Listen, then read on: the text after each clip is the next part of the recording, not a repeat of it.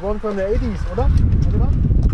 It was the sundial, the old one was before here on a rock. And now there is a new one which has been built with the recultivation 1988. Certainly watch. Because of the weathering of the rocks, the old one fell down. The old one fell down because of the weathering of the rocks. Not the complete one, but part of it. Good thing we installed this rail here. How many people died before the rail went up? Oh, there's a shimmer of gold. You see that? Yeah.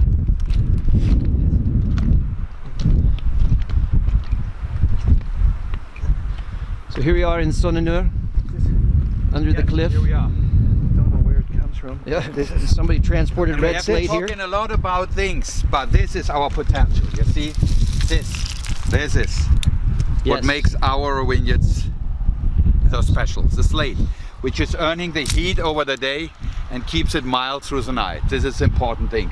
And this is the reason why the wines, because it's a poor soil, the roots have to go very deep, there's a lot of minerality because of the slate. That's the expression of the wines. And they are very unique. Absolutely. They taste very much their own. Yes, can you just imagine, hey, I've got a job for you to do. I'd like you to work in this vineyard. No, thanks. So please tell us who you are. We're here at Fritz Haag, and we're going to get a little information on this winery and the really unique wines you make.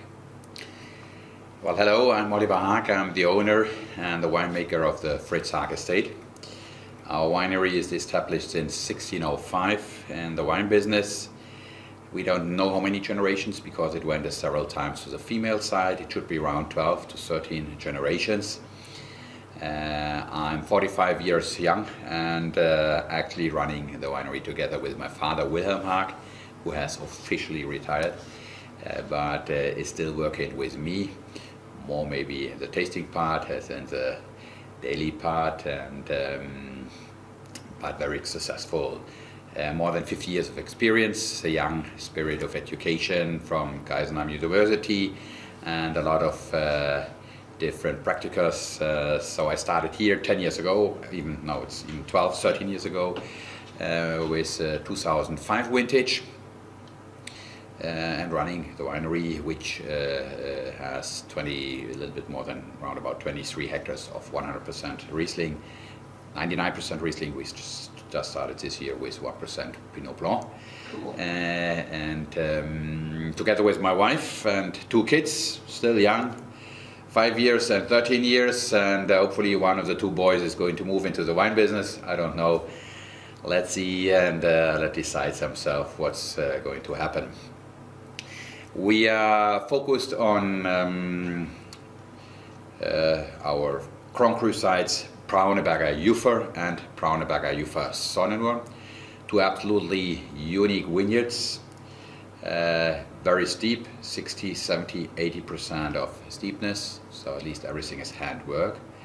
The wines are growing on a blue Devonian slate, a very light soil, and a little bit of fatty soil, so it's not, but on the other hand, it's not a soil which gives the wines a very creamy texture or powerful texture. They are always on the very fine side, depends on the category of wine, but more as well on the elegant, light side because of the high percentage of slate. So the roots quite often have to go very deep to get the food, the water. Quite often we just have 1 or 2 meters till the rocks are coming. So I would describe our these 2 top vineyards as actually kind of a poor soil, but it's not poor, at least it is just a purity, because the wines actually have a very slaty character afterwards, and as I said in the beginning, are not very creamy. They're very fine, very elegant, and pronounced by this blue Devonian slate. Mm-hmm. Yeah, absolutely. And I wish we could see it better today. I put it on video, but we're going to let you focus on it instead. All right, so we've got soil type covered. It's great. We always associate, slate with the Mosel, but it's really interesting to see that it does change. And yours is blue, even though in some places it's red. And so now let's talk about you have this fantastic raw product coming in. You harvest that multiple times, I presume, maybe an idea of how many times you're going through the vineyards to harvest to make your different styles. And we start with the Gutswein, yes? Yes, as I said, 24 hectares, they are not all spread on Ufer and Ufer Sonnenur. We as well own a very old vineyard, Mülheimer Sonnenlei, and another vineyard here in a small valley called Burgener Ulmerberg, Brauneberger Klostergarten, very old vineyards. All our grapes are growing on old traditional sites, where Riesling has been always be, as well steep sites, as well for our estate wines. Our Riesling grapes are just on steep mountains, on blue slate as well, and all our grapes are picked by hand as well for our two estate wines, the Fritz Haag Riesling Trocken and the Fritz Haag Riesling, the two basic wines which are on the level of a VDP estate wine. So we are very happy that the grapes are just from our estate.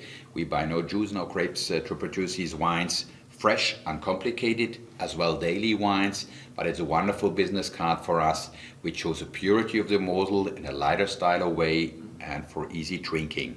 So Fritz Haag Riesling is, as I said, the off-dry style, but it's more in the, let's say, between 15 and 18 grams of reseeded sugar, depends on the year, on the vintage.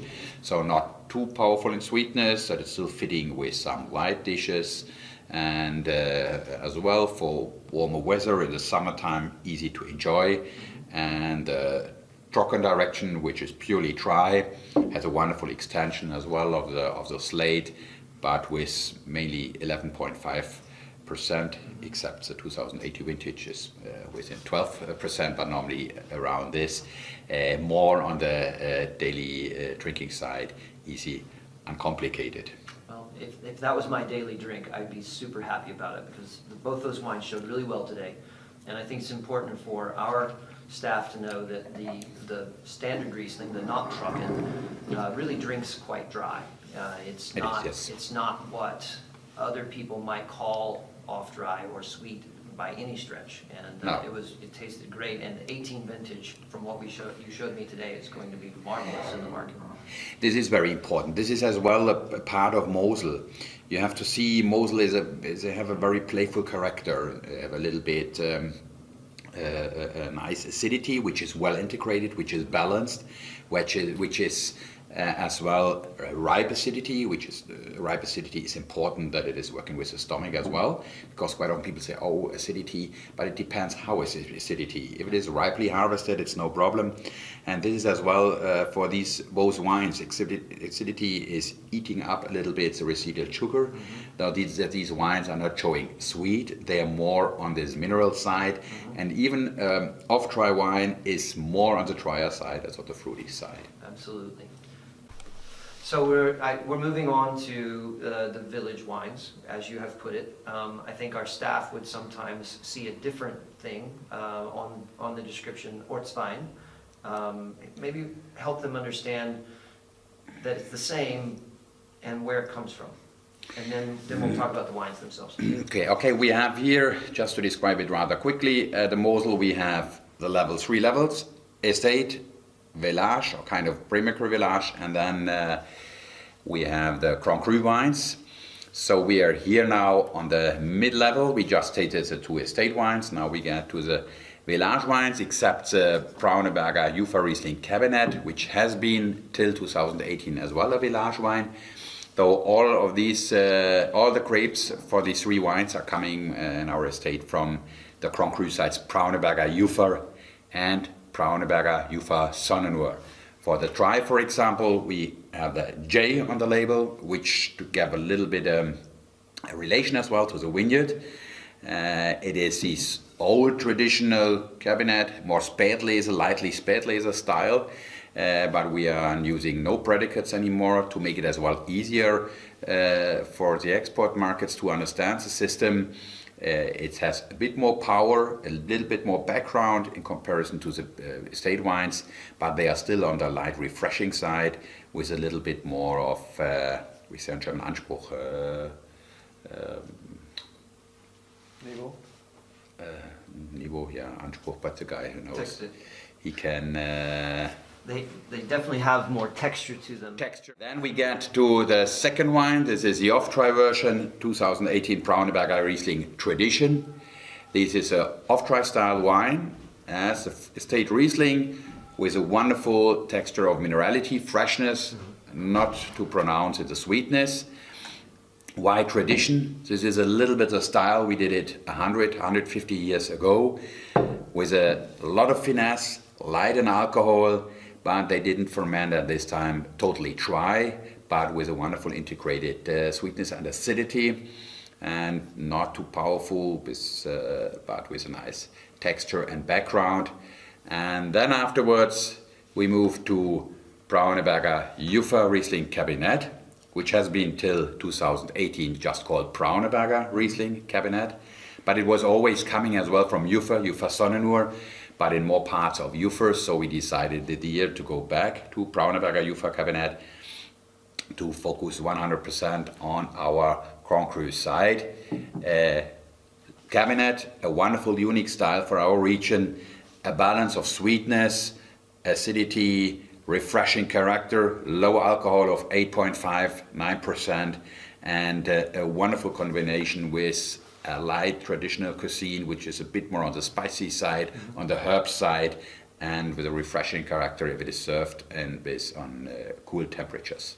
And absolutely a real privilege to be able to have that style from that quality of vineyard, because not everybody's Cabinet is Grand Cru. Right. That's true. It's true. And it is a wonderful package of wine for a very good value, because all these grapes are coming from Grand Cru side fully ripe, but they have a little bit more of freshness, lightness, and that's what you're looking for the daily consumption as well.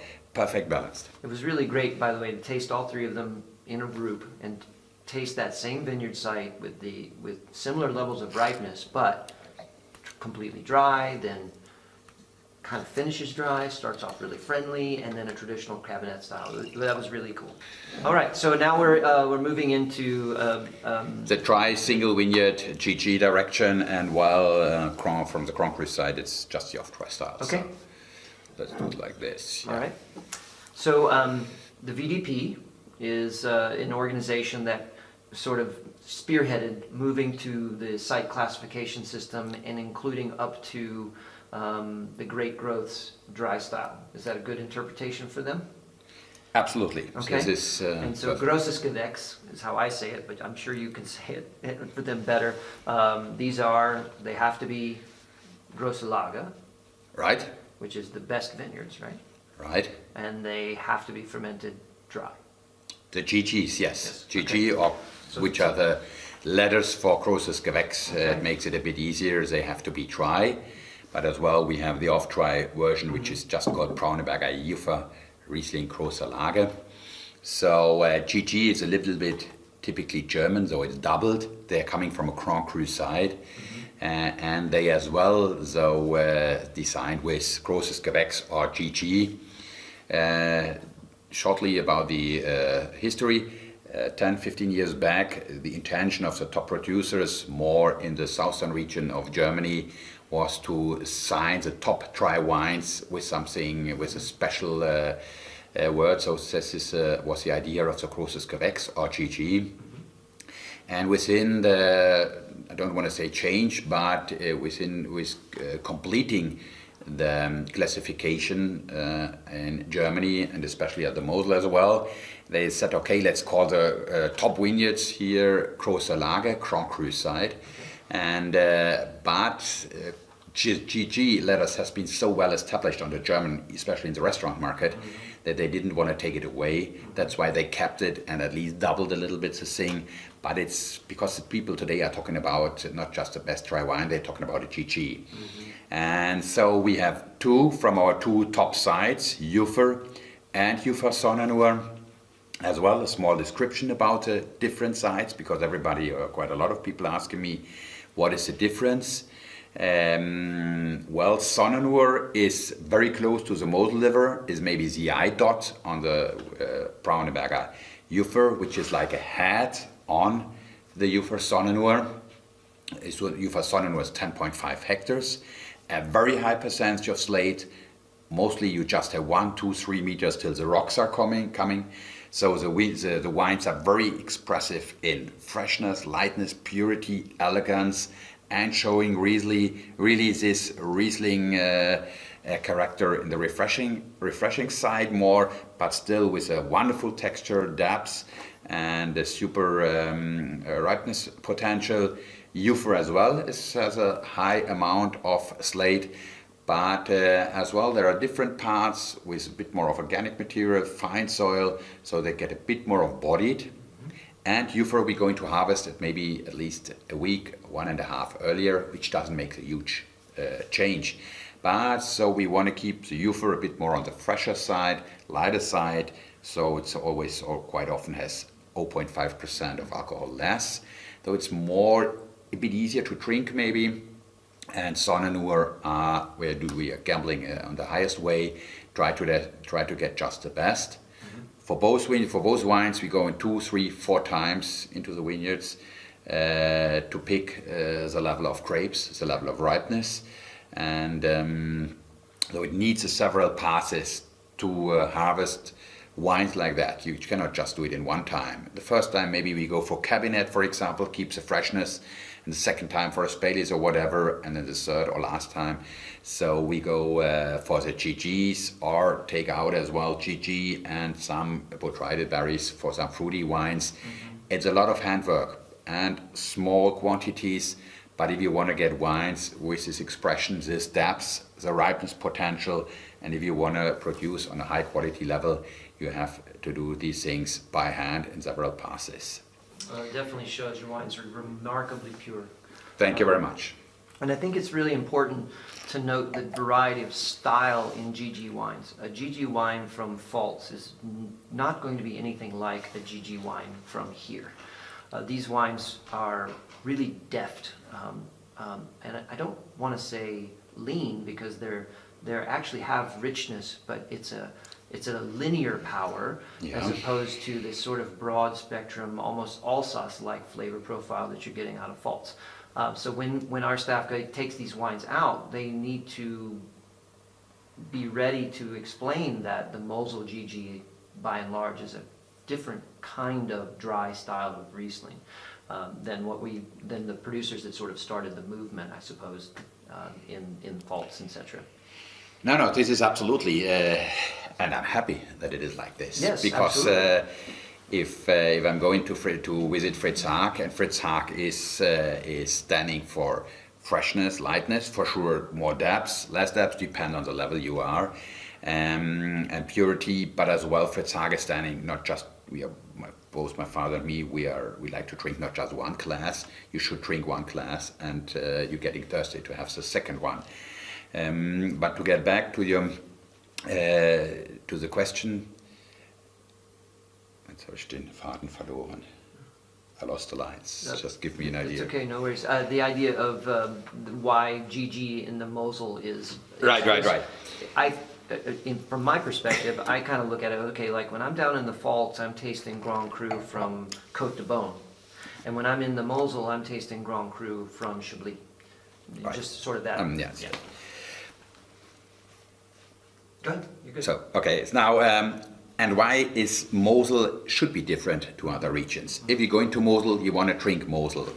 We are in a world, I know it is sometimes a little bit international style, but what is international style? For me, it's more individuality. It is slate that we are tasting here. We are more in the northern part of Germany, so we have a long hang time, which gives the wines the expression, the finesse, but they're not just getting more alcohol. They're not getting more depth. These wines are wonderful with fish, with boiled fish, fried fish, with a salad, or with white meat dishes. It's more on the lighter side, and this is the typical expression of these wines. As I said, you should drink one glass, even in the range of a GG, which is something you don't drink every day, maybe you do. But it is a wine where you drink one glass and you're getting thirsty to have the second one. And this with a wonderful texture of freshness, lightness, a balance, minerality. We produce these wines, as I said, in several passes. We do them skin contact, give them a little bit of a lightness, creaminess, depends on the vintage. For sure, what we do with our grapes, we work with a gravity process. That means just with a fork lifter. All the grapes are not pumped. It's very important for us. They are fermenting naturally, the GGs. Part of the GGs depends as well on the vintage, a huge part in wood casks, in small 1,000 liter, in 2,000 liter wood casks, all used one, so we don't want to have the taste of the barrique. I think Riesling is very fine, very elegant. We don't like to have the wood, we just want to have the purity of the Riesling taste. And then afterwards we leave it on the yeast till June, July, just before the bottling. Sometimes we do a little bit of steering, sometimes not. Batonnage depends as well on the vintage. For example, 18 has enough creaminess, we do nothing, and 17 with a bit more of acidity, freshness. I did with some wines a little bit of steering, give them a bit more of creaminess and a wonderful balance. And at the end, it should be wines which have a potential of 10, 15, 20 years, but you can drink it as well in the young stadium. They are well balanced with for sure wonderful integrated acidity, which gives the wines a freshness, a lightness, and the animation to drink more. But on the other wine as well, the texture, the creaminess, and a little bit taste of the ripe Riesling berries.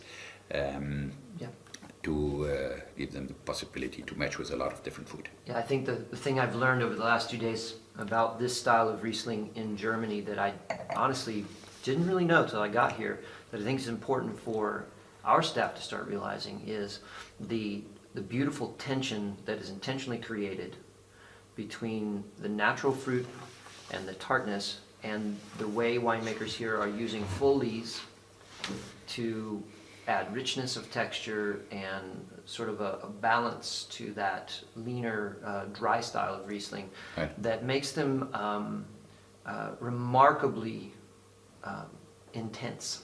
Absolutely. But in a way that's lifting.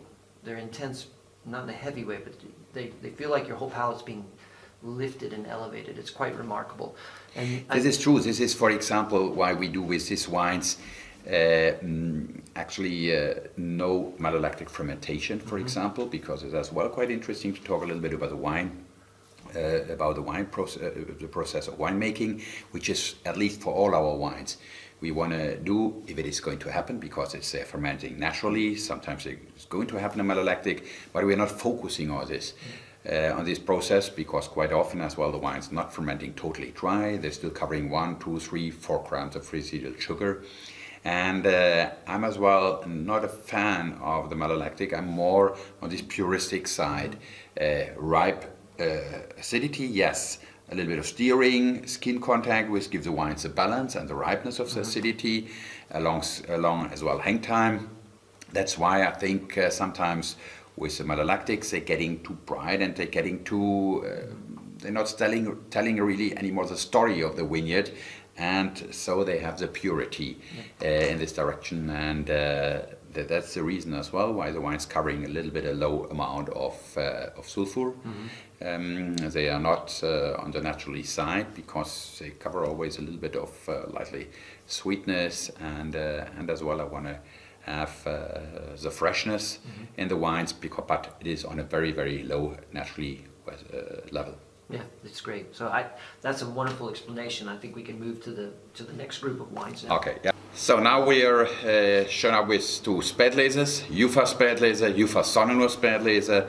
Once again, our 2 top sides. Spätlese is for me a fantastic style of wine.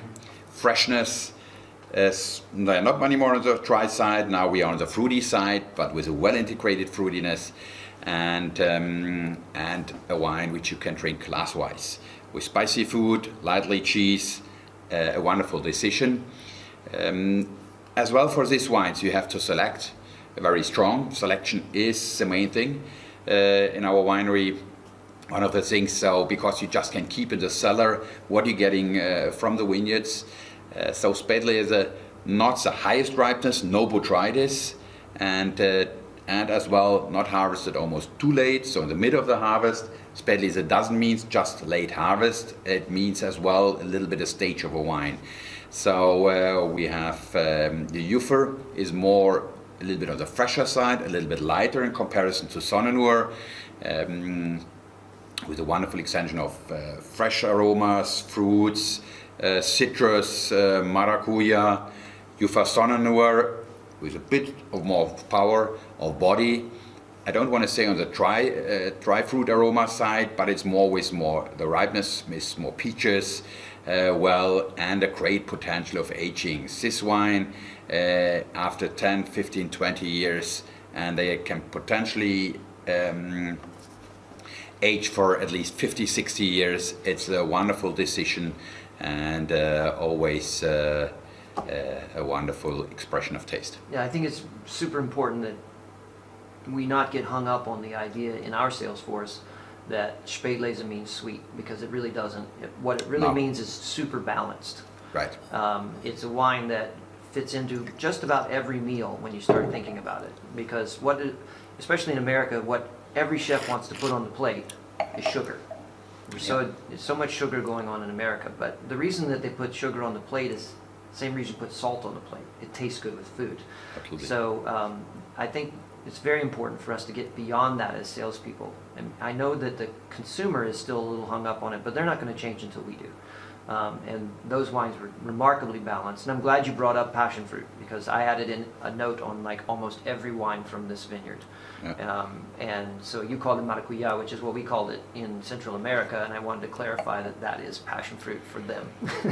And it sings through it. And I can attest to your statement of age, because you had some older wines open that we shared today, and they were remarkable wines.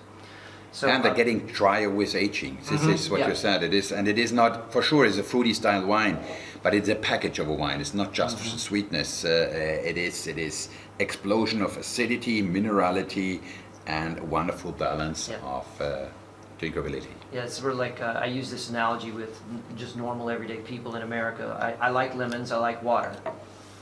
But lemon and water together I don't like unless there's some sugar in it, because that's what balances everything out. Yes. And that's what these wines are all about, the balance of all that componentry.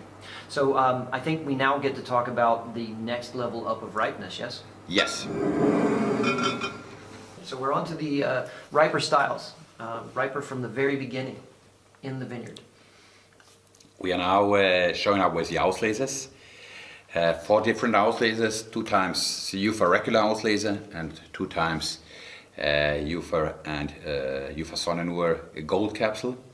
Auslese means at least higher selection, what means not always the last selection in the harvest time. You can as well harvest it in the middle of the harvest, like the Spätlese. But it means low quantity, very high concentration, high ripe berries. Regular Auslese, no botrytis, more on the fresh side, with a great aging potential, with a wonderful concentration of fruits, of the whole fruit basket, and with a wonderful choice to taste it with cheese or whatever, or just as aperitif instead of a champagne. A little bit of sweetness, low alcohol of 7.5%, and a wonderful package of acidity and freshness, even instead of a champagne, to refresh your mouth, to refresh yourself, and to make you hungry for the food. As I said, no botrytis. On the other side, 2 gold capsule. Gold capsule is its own kind of classification. What means till the wine law of 1971 we have had Auslese, fine Auslese, finest Auslese, and high finest Auslese, maybe typically German. So because quality producers didn't have any lobby at this time, the lobby was by the cooperative and the wine industry, they decided with the new wine law to take all these words away and move from Auslese to Beeren Auslese. For me, it would have made sense to keep maybe fine or finest Auslese, just one of this, to describe these 2 wines. So they're carrying a little bit of botrytis, between 20 and 30, sometimes 40%. Botrytis means it is It is a kind of a noble rot, a positive rot. Water is going to disappear, and we have the concentration of the ingredients, acidity, minerality of all the ingredients of the grapes. But it's not just getting more powerful, more liquor. It is or liquory or more at least thicker as well. It is getting as well finer. You get the expression of the purity of the Riesling, together with a little bit more of the dry fruit aromas.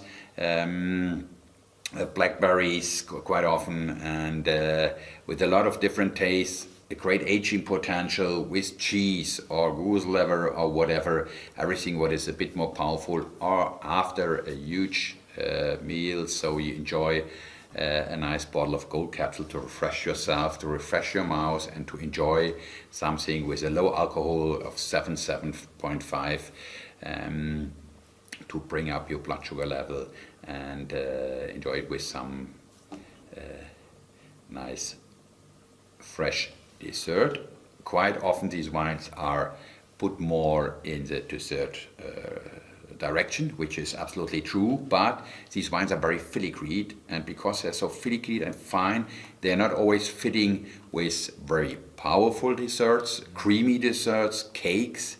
No, it's more with fresh fruits, everything what is carrying a little bit of acidity, freshness, and these wines are very sensitive with the dessert, and you should taste a little bit of the wine and the dessert if you're going to offer it in a huge menu, and because they are more on the fresher side of it. Yeah, the wine in just for their benefit, when you're pairing wine and food together, as far as dessert's concerned, the dessert has to be less sweet than the wine. And while these wines Absolutely. are sweet, they are not Trockenbeerenauslese. They're not as sweet as cake. So Right. you have to be very careful how you put this. But I love the idea that you brought up of bringing this up as a digestif. Because in the world of digestif, most of them are high proof, right? Yeah. And in the modern era with driving laws and everything else, a 7.5%, 2 ounces of wine is a way better option if you got to drive home, and tremendously complicated and beautiful wine. So they would certainly outlive any flavors you have left from dinner, and do what the digestif is meant to do. And that's a fantastic idea. I'm glad you mentioned it. Thank you very much. Maybe just that last idea. What is very interesting as well with the German wines, with the VDP system, because now we reach the level of an Auslese.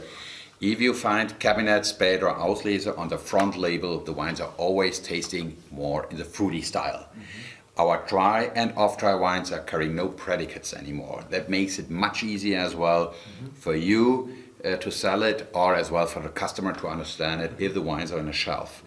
And I think this is as well quite important for the wines. Yeah, and the movement to offering more dry wine for export, because I will not say that there's like more dry wine made in Germany than there used to be, but we see more of it now.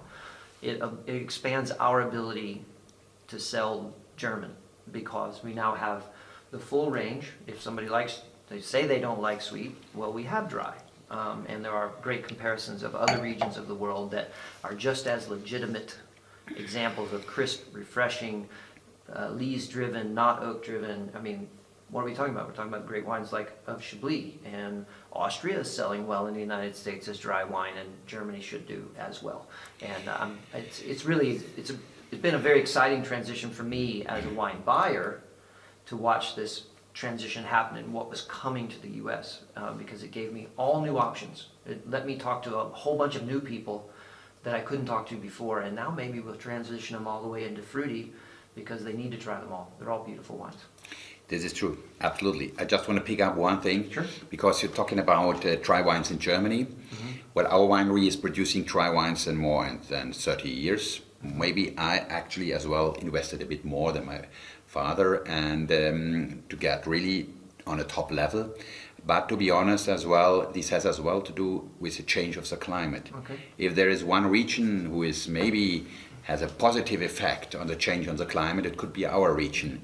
If you go back in the history, for sure we didn't have so many dry wines 20, 30, 40 years backwards. But today we have a wonderful possibility. We have a more constant level of temperatures, more constant vintages, And this is a reason as well why we are be able to produce wonderful dry wines. We still are very northern, so we have a long hang time, but we have a wonderful warm summers. This gives us an opportunity to make a little bit more bodied wines in the dry range with a bit more of power, structure, but still on the fresh side. This is as well why maybe the amount of dry wines as well in Mosel is increasing. It has for sure to do with the influence of the climate, and sometimes I realize it's maybe more difficult to produce a